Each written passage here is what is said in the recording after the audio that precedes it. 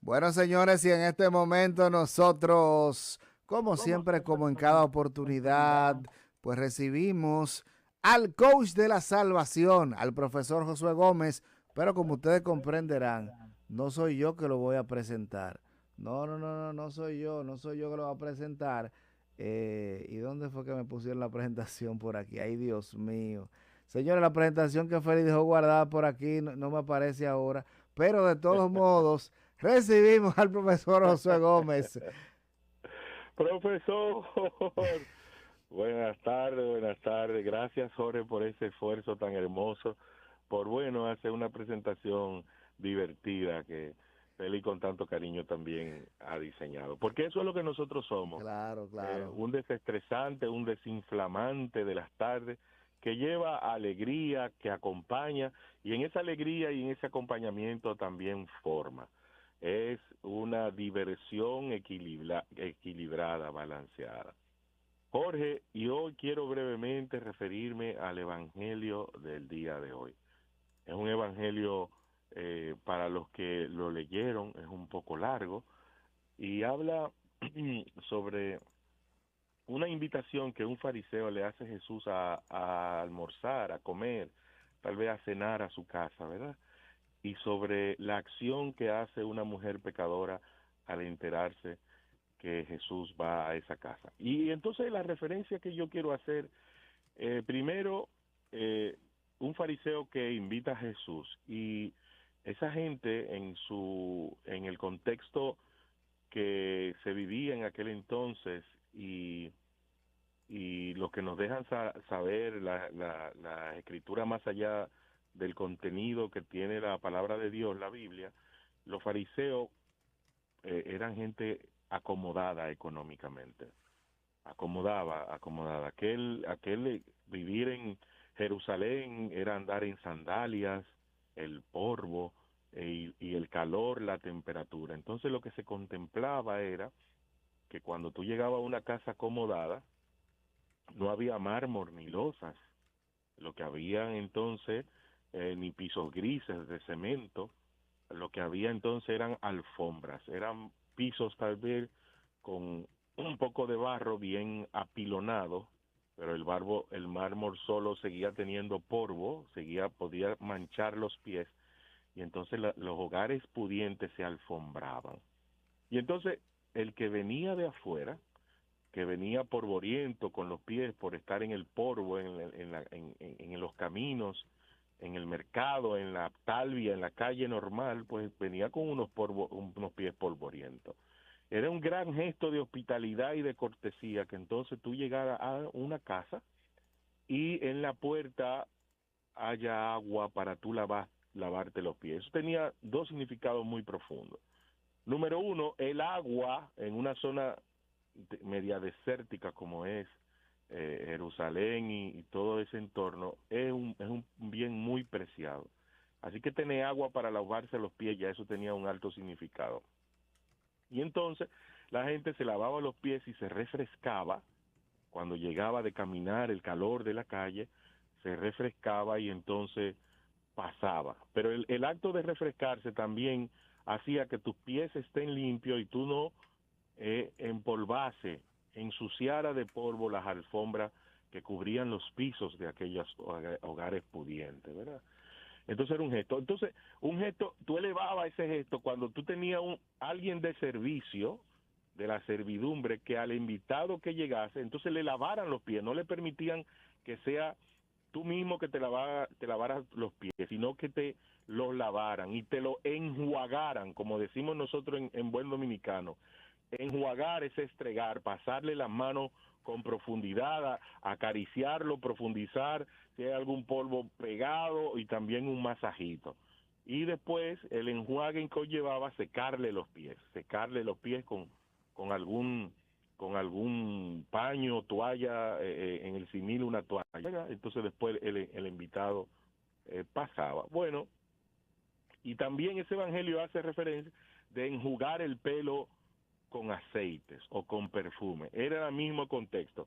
El tipo, la etnia de las personas de ese tiempo eran gente velluda y de contenido cabelludo fuerte.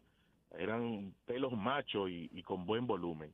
Y ya ustedes saben que en un sitio donde no hay tanta agua y donde se suda día duro y hay polvo, el pelo, más que la costumbre era cubrírselo por completo con muchos paños o con una capucha para contener un poco el sol, pues lo propio era que también los pelos tuvieran sus oportunidades. Y entonces también era un buen gesto que tú llegaras a una casa de posibilidades y te enjuaguen, te pasen, te perfumen el pelo con aceites esenciales que dispersaban cualquier olor fuerte a sudor. Eso era la norma para cualquier invitado medio. Tú a algunos invitados altos no le podías hacer eso porque ya esa gente vendían bajo sombra, pero al invitado medio, al invitado de a pie, como se diría en este momento, los aceites esenciales son fuertes porque yo sé que muchos ruteros como yo recuerdan lo que conllevaba que le enjaguaran a uno el pelo con aceite de higuereta o de coco o de aguacate y hasta de pollo. Jorge, dígame si a usted en algún momento su mamá no se le ocurrió ponerle aceite de coco en la cabeza. Oh, pero ven acá, y no, y sobre todo, profesor, que hablar del aceite de higuereta, eso es algo que no, eso es algo terrible, tremendo. No importa en qué tiempo, de qué tiempo estemos hablando, ni de cuál sea el uso, porque eso es un producto bastante fuerte. Lo más grande para una niña era que la mandaran a la escuela peinada con aceite y higuereta. La profesora ya adelante se daba cuenta y ya podía estar en el último asiento, que alguien en el salón estaba peinado con higuereta. Yo llegué a ver notas que mandaban, favor no mandar la niña peinada con aceites, nada más decía, porque intranquilizaban. Bueno, pero eso se usaba para mitigar un poco el sudor del pelo. Y bueno, y entonces si tú eras el dueño de la casa, ostentoso, pues tú sentabas a tus invitados cómodos, al de a pie y perfumado, para que estar cerca en una mesa, pues se haga una experiencia agradable. Bueno, y ese era el protocolo de aquel entonces. Hoy conocemos muchos protocolos parecidos y un poco diferentes, de tú ir a cenas, recepciones y hogares que llevan un ritual y un protocolo. Eso era el deber ser. Pero pasó algo interesante, que este fariseo, que tenía formación y tenía dinero, no tuvo la diplomacia, la educación, la elegancia, o estaba invadido de un mal juicio que no hizo eso con Jesús. Era como que es suficiente con yo invitarte a mi casa. Yo pudiera pensar, qué arrogante ese fariseo, que sabiendo quién era Jesús y qué representaba, no entendió que Jesús no merecía el ritual tradicional ordinario de la buena cortesía de la bienvenida a un hogar. Bueno, y Jesús, siendo Jesús, siguió y entró en las condiciones cualesquiera. Ese es un personaje. Vimos brevemente el contexto y vimos el personaje, el fariseo. Bueno, la mujer pecadora. Los exegetas hablan de que esa mujer pudo haber sido María Magdalena, mucha gente la ubica en el Evangelio, que pudo haber sido ella, pero hay varias cosas. Número uno, mujer. En aquel tiempo, desafortunadamente, cuánto hemos crecido como humanidad, aunque en Oriente todavía hay muchas oportunidades con relación al valor de la mujer. La mujer en aquel entonces era para servirle al hombre, para cuidar y para reproducirse, lamentablemente en aquel entonces. Y para que tuvieran un reconocimiento, una personalidad jurídica, tenían que estar casadas. Y cuando una mujer enviudaba o quedaba huérfana familiarmente hablando, mira, le quedaba era subsistir de cualquier manera, o mendigar o prostituirse. La mayoría de las prostitutas de aquel entonces se pueden decir que eran mujeres que orfandaron de familiares, tuvieron que entrarse a esa profesión para poder subsistir. Así que este hombre, el que invita a Jesús, está encumbrado en lo más alto de la sociedad de ese entonces, un fariseo, un conocedor, y aquella mujer estaba en el otro extremo, en lo más pecadora, sola, sin familia, sin representación. Y esta mujer, sabiendo que Jesús iba a estar en la casa de un fariseo, óyeme, rompió todos los juicios, perjuicios, rompió todas esas limitaciones que en esa sociedad y en su vida representaban, y entró a esa casa sin invitación, con todo lo que piensan de ella, irrumpió y cayó a los pies del maestro y hizo, y le dio a Cristo el tratamiento del deber ser, pero superlativamente, a sus pies, se los lavó, se lo enjuagó con su pelo, le aceitó, oye, me le dio el trato que el fariseo, y ya ustedes saben lo que dice el Evangelio, el juicio del fariseo, no sabe quién está haciendo eso con él, y Jesús, que sabe la intención del corazón de cada quien, entonces le explica el significado de el amor. Jorge, y todo esto, qué pena que el tiempo nos queda poco tiempo, pero todo esto, Jorge, el significado que más me conmueve de todo el que se le puede dar a esta interpretación es que Jesús, Él es el Jesús de todo. Jesús es el Jesús de a pie. Jesús es el Jesús del que no tiene la catequesis profunda de quién es Jesús y lo ama y lo alaba y lo experimenta a su manera, porque a veces corremos nosotros el riesgo, por decirle que es un riesgo, de juzgar la forma en que otras personas viven la fe dentro de la iglesia. Decimos, estos no son esto, estos no hacen aquello, a esto le falta esta conversión, a esto le falta la catequesis, en la parroquia no se puede hacer esto, en la Eucaristía no se puede hacer aquello. Ay, ay, ay, ay, ay. ¿Y qué es más importante? ¿El hacer o la experiencia y la vivencia personal que tengo con Cristo? ¿Qué es más importante? ¿El hacer o la experiencia a partir de su amor, de su favor y de su perdón que tengo que tengo de Cristo y con Cristo? Así que la invitación que dejo en el aire, querido Jorge, es que cuando tú veas de cualquier manera una persona en una experiencia de Cristo, que la reconozca, que la respete, que la consideres. Mira, Jorge, me voy a ir al extremo.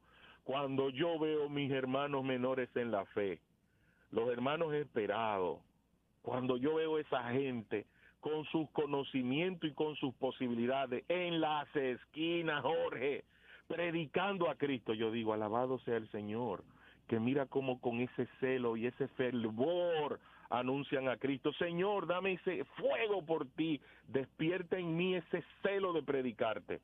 Mira, y dicen muchas cosas que no son, y predican un evangelio del miedo y del final del mundo, pero predican al fin a Cristo. ¿Quién somos nosotros para criticar? Pero así también lo hacemos con la viejita de la iglesia que nada más hace una cosa y no hace la otra, con los que llevan los muchachitos que hacen 10,000 cosas y hacen 10,000 otras. Mira, y la idea es, tú y yo, ¿cómo estamos manifestándole el amor a Cristo?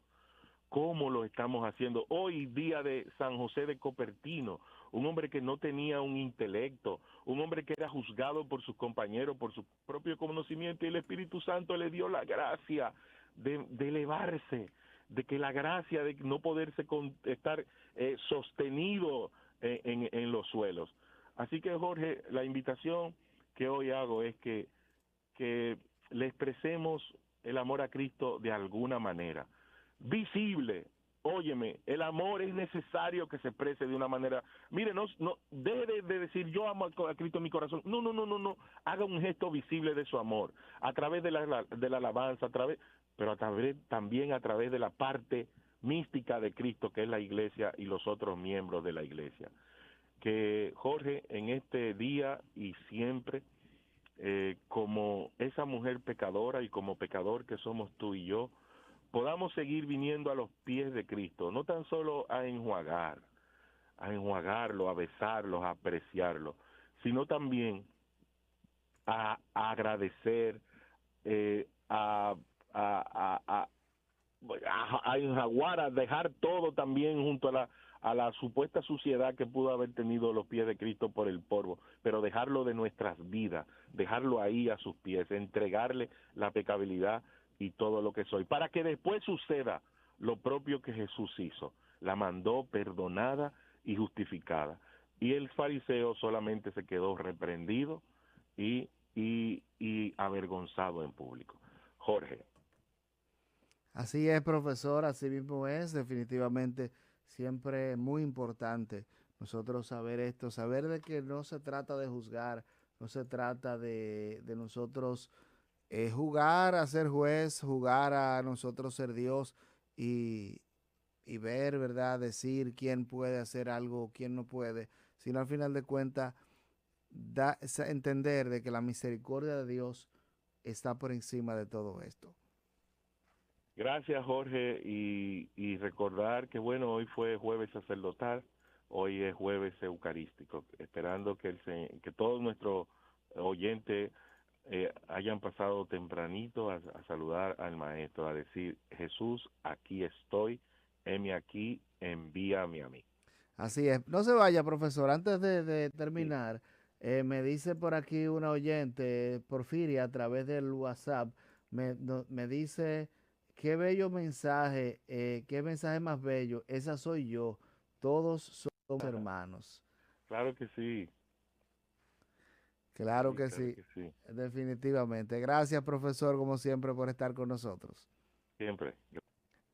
Bueno, señores, y nosotros así despedimos la versión de hoy de En Ruta Tucán Cristiano de la Tarde, esperando que haya sido de mucho agrado este programa de hoy y sobre todo que mañana a las 5 de la tarde, con el favor de Dios, nos reencontremos aquí en los 105.3 de Vida FM en este programa En Ruta. En la tarde,